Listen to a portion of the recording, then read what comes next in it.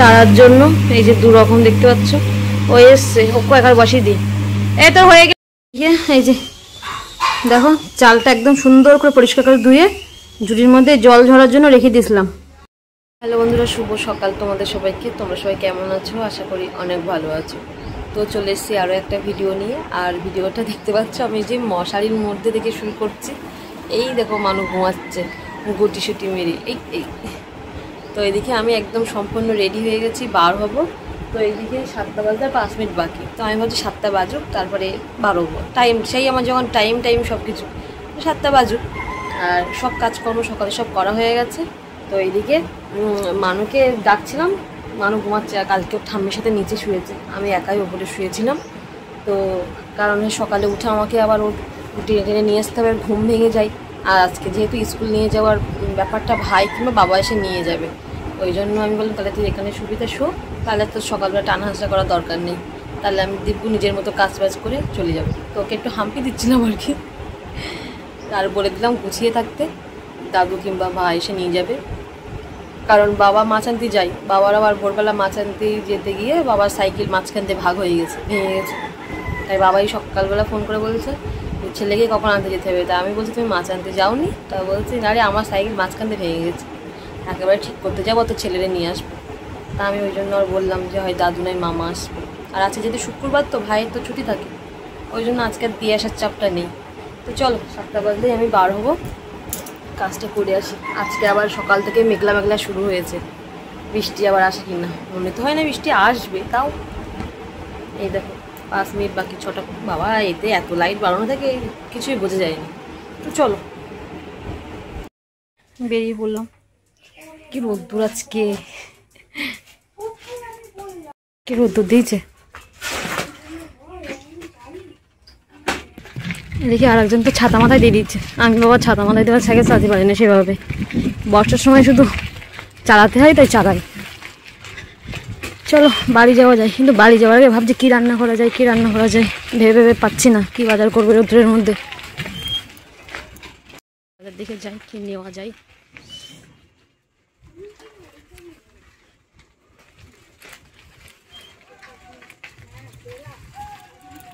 তো এদিকে এখন বাজে 12টা, আর বাড়িতে এসছি, এসে 11টায় বেরিয়েছিলাম ওখান থেকে আজকে।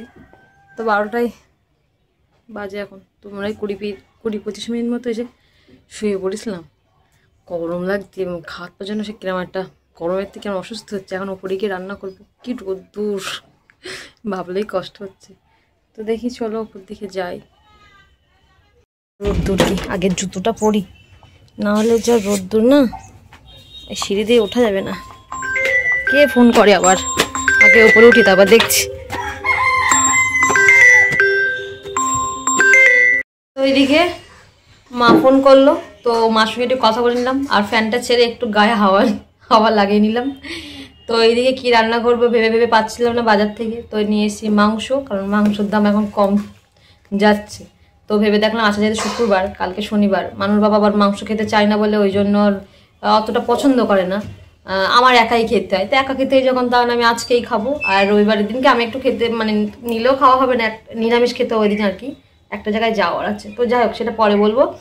তো এইদিকে ওই জন্য মাংস নিয়েছি। তো মাংসের সাথে শুধু শুধু ভাত খাবো, তো ভাবলাম যে বাড়িতে যখন ওই বাসমতি রাইস চাল আছে, তো একটু পোলাও বানাই দেখি আর কি। তো যাই হোক, আমি কিন্তু খেতে সত্যি কথা বলতে খুব ভালোবাসি।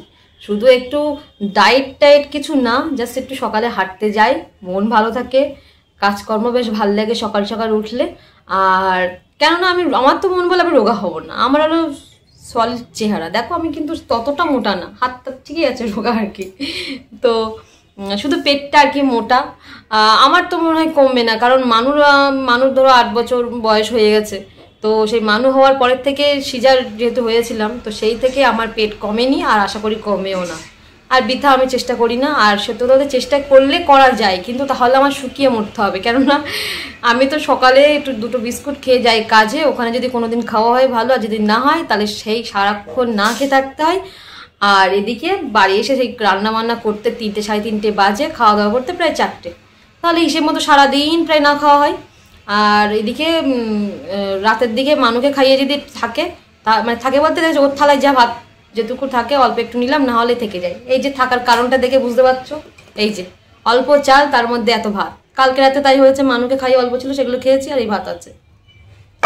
তাহলে এই ভাত যদি 2 দিন করে খাই, একদিন রান্না করে, তাহলে আমার কি করে হবে?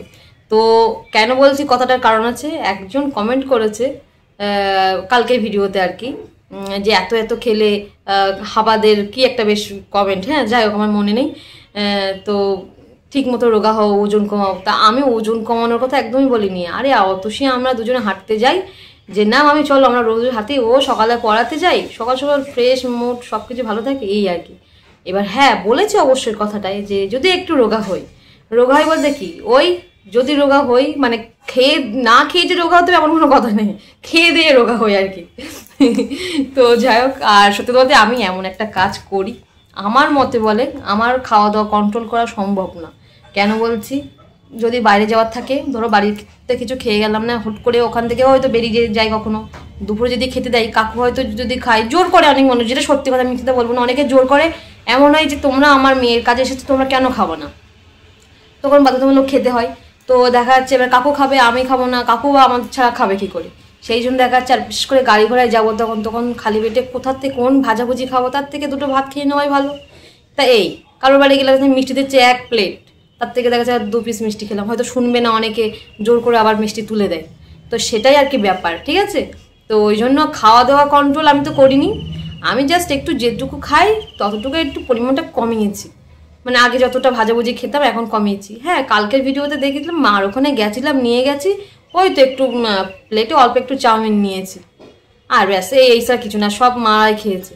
তো আমি কথাটা বলতাম না, কারণ কথাটা বলছে এই কারণে, আমি কিন্তু কোনো ভিডিওতে একবারও বলিনি যে আমি ডায়েট চ্যাট করছি, ডায়েটে কী কী ফলো করতে সেসব করছি। আরে বাবা আমার সময় নেই সত্যি, ভোর থেকে উঠে সারাদিনের কাজ, নিজের কাজ, ভাবি কখন শোবো। এই দেখো এখন ওপরে এসছি, এখন ওপরেতে কাজ মেটাবো, কখন কি করব, তারপরে সান্দান পুজো, তারপরে গিয়ে একটু শোয়া।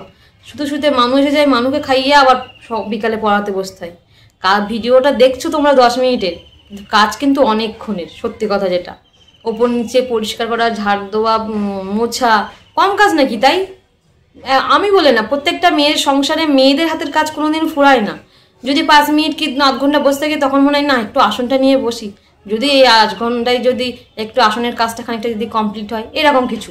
আমি কথাগুলো বললাম কারণ তোমরা 10 মিনিটের ভিডিও দেখো, কিন্তু সারাদিনে যা 24 ঘন্টা কি 12 ঘন্টায় যা কাজ করি ফুরাই না। এই যে লোকের মানে কাকু যে অফিসে কাজ করি, লোকে আমাকে বসেই খেতে দেয়, ওখানে তো মাথা ব্রেন সব ওর মধ্যে রেখে দেয়, ওখানে যদি ভুল কিছু হয় সেটাও আমাকে শুনতে হবে, এদিকে বাড়ির সমস্যা আছে।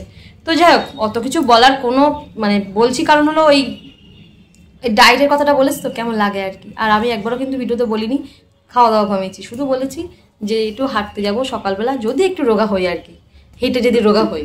আমার মতে বললে আমি হব না, আমার সলিড বডি, আমি সেই ছেলে হওয়ার পরের থেকে যেমন আছে তেমনই। হ্যাঁ মাঝে একটু খুব মোটা হয়ে গেছিলাম, কেন বলো তো, তখন আসলে ভীষণ মানে মানে ভাজাভুজি এটা ওটা খেতাম, তো সেইটার পরিমাণটা একটু কমিয়ে দিচ্ছে আর কি। খেয়ে খেয়ে প্রচুর মোটা হয়ে গেছিলাম। তার মানে ওই যে লকডাউন ছিল, লকডাউনেতে বাড়ি বসে বসে খেলে কি হয়, লকডাউনেতে বলো যারা রোগা মানুষ তারাও মোটা হয়ে গেছে আর কি। যাই হোক অনেকটা বকে নিয়েছি, তো চলো রান্নাবান্না শুরু করবো, কিন্তু তার আগে ভাতগুলো খাওয়ার ব্যবস্থা করি। ভাবছি এই ভাত এখন খাই, খেয়ে তোমার আর কি রান্নাবান্না ধীরে সুস্থে আস্তে আস্তে করবো, পেটটা আগে পুজো করে নেই। চলো পান্তা ভাতগুলো সব নিয়ে নিলাম, নিয়ে এখন এই একটা লঙ্কা নিয়ে নিচ্ছি, লঙ্কাগুলো প্রচুর ঝাল, লঙ্কা দিয়ে লবণ দিয়ে দিয়ে ভাতগুলো খেয়ে নিই। লেবু থাকলে ভালো হতো, তাহলে লেবু দিয়ে মাখে খেলে আরও ভালো লাগতো। তো চলো খেয়ে নিই। এই যে দেখো চালটা একদম সুন্দর করে পরিষ্কার করে ধুয়ে ঝুড়ির মধ্যে জল ঝরার জন্য রেখে দিয়েছিলাম। আর এইদিকে দেখো মাংস ধুয়ে রেখেছি, এদিকে সব মশলাপাতি, আলু, লঙ্কা চেরা সব কিছু গুছিয়ে নিয়েছি। তো এবার শুধু রান্নাটা করতে পারলে হয়, একদিকে মাংস বসাবো আর একদিকে পোলাওটা রান্না করব। তো চলো পোলাওর সাথে যা যা মেশানো সব মিশিয়ে নিই। দেরি হয়ে গেল, কটা বাজে দেখি এখন, 1:19। চলো কি দেখো এই যে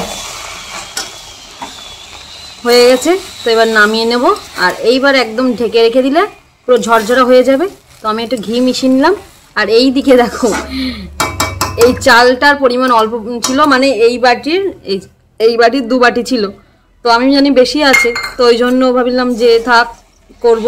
আর এখনও দোকান যাওয়া সম্ভব না, তো ওই জন্য ঝটপট কী করলাম দেখো, এই যে। আর ওই বাটির 1 বাটি গোবিন্দভোগ ছিল চাল আর কি, তো এই যে 2 রকম, আজকে 2 রকম চালের বাসন্তী পোলাও করা হলো।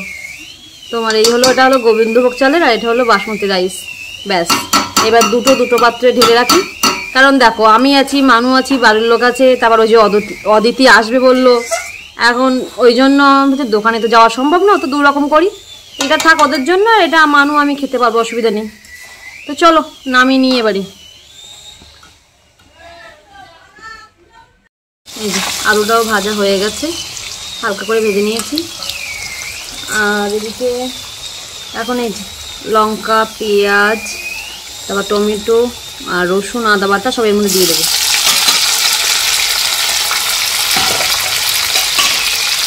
তারপরে মাংসটা দিয়ে দেবো।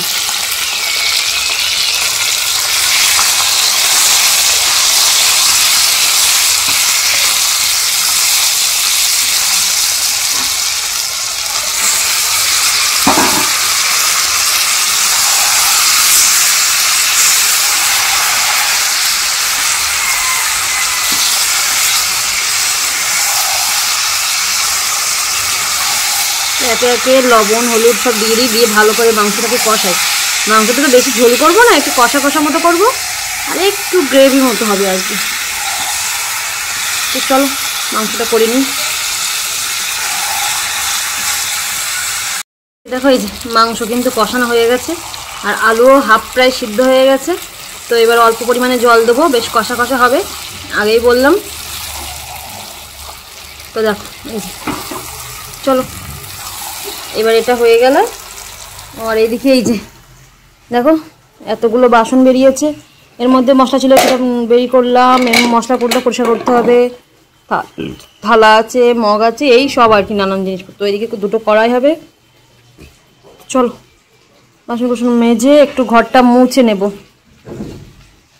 তো এদিকে এখন পুজো করব। তো এই যে ফুল তুলে নিয়ে দেখি, দেখো আছে সাদা ফুল গাছে 2টো ফুল ফুটেছে, লালটার মধ্যে একটা।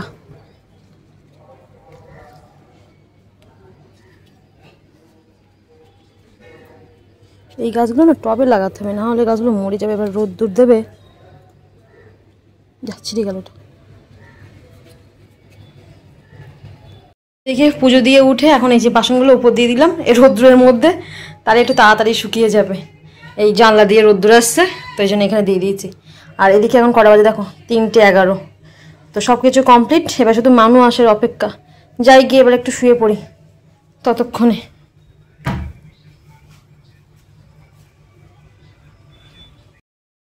তো এদিকে এই যে মানু বাড়ি আসলো, তো ভাই নিয়ে এসছে আর কি। কটা বাজে এখন? 4:47। এই আসার মতো হয়ে গেল। চলো খাওয়া, তুমি চলো। আজকে রান্না বাড়িতে তোমার পছন্দের রান্না, এই সেটাও পছন্দের কথা বলেছি তো। চিংড়ি মাছের মালাইকারি আগে মাথায় আসে না, বাসন্তী পোলাও। চুলগুলো কাটতে হবে, দেখ চুলগুলো বড় যেন। হ্যাঁ ঠিক আছে না, কেমন বড় বড় হয়ে গেছে চুলগুলো। আচ্ছা বইটাগুলো রেখে চলো উপরে, চলো খেয়ে নেওয়া, চলো।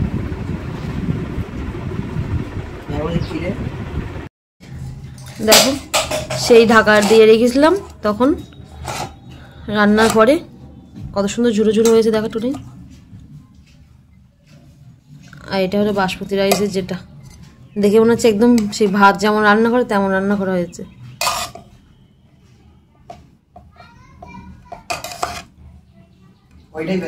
কোনটা? এটাই, এই চালটাই করতাম। তো কেমন লাগছে বল, কেমন লাগছে? ওটাকে যদি সাদা হতো, মনে হতো সীতাভোগ। তাজা বলেছিস তো। দুটোই কেন, এই গোবিন্দভোগ চাল দিতেন গোটা গোটা চাল একদম দেখতো। সবই গোটা গোটা অবশ্য, কিন্তু এটা কি করা। বস বস বস, তুই আর মানু বস। ওই ফ্যান সুইচটা মারো তো, ফ্যান সুইচ দিয়ে বস, খেয়ে নে বস। কেমন হচ্ছে মানু? উরে বাপ, রোজ হলে খুব ভালো হয় না? হ্যাঁ হ্যাঁ ভাত হলে খাইয়ে দিতে হয়।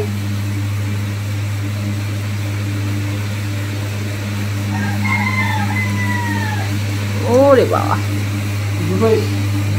দুটোই ভালো হয়েছে।